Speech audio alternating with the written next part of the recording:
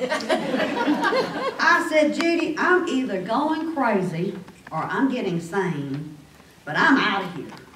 And she's like, oh, you can't leave. You got your mortgage, you got your car payment, you got this, you got your clients. I said, I can't do it anymore. Well, in a moment of total craziness, I don't know if it was too much PMS or what. I put an ad in the paper and said I want a house in the woods. So here I left behind my clients, my executive lifestyle, and I moved to the wilds of Chatham County, close to Pittsburgh. Well, there I decided to write a book. And I rented this cabin in the woods, and it was on 50 acres, and you had to go across 2 cattle crossings to get to the cabin. So needless to say, my car always smelled like manure. So when my city-fied friends came to visit, they said, AlexSandra, you have really gone crazy.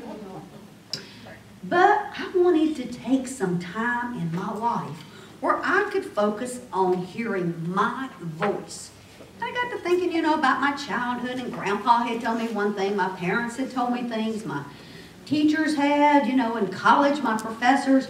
I had always just kind of followed the yellow brick road, and I had arrived, I guess, and the wizard was there, and I was like, I don't really want to see the wizard.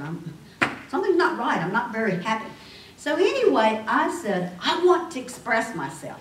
I want to be Sandy Lynn again. I want to be the little child that wrote poetry at the pond and wrote down the little stories at Grandpa's country store.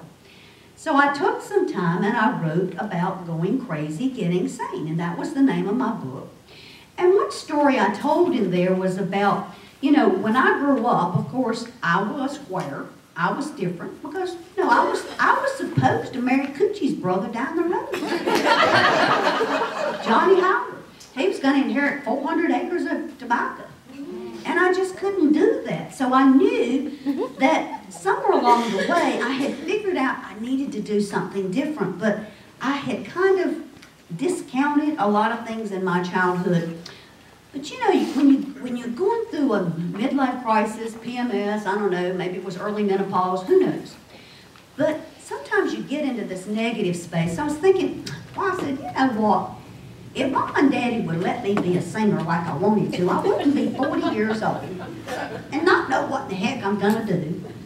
So I was kind of writing from that angle, and then I began to take walks and spend lots of quiet time and listen to music and sit by the pond. And when I wrote the second version of Going Crazy, Getting Sane, I saw life a lot differently. And I said, you know, Mom and Daddy were okay, you know.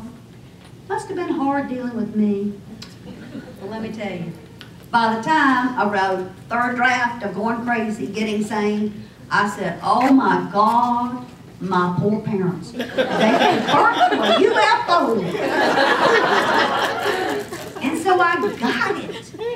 And I healed my life. And one of the things that I saw, and I don't know why I hadn't figured it out before, is that it's never too late to have a happy childhood. Hey, 2 angles. It's never too late to go back into your life and say, you know what, Mom and Daddy did the best they could. Growing up on that farm was what I needed. Look at, you know, all the experiences I had at the country store. And also, it's never too late to have a happy childhood. It's the sense it's never too late to reinvent yourself.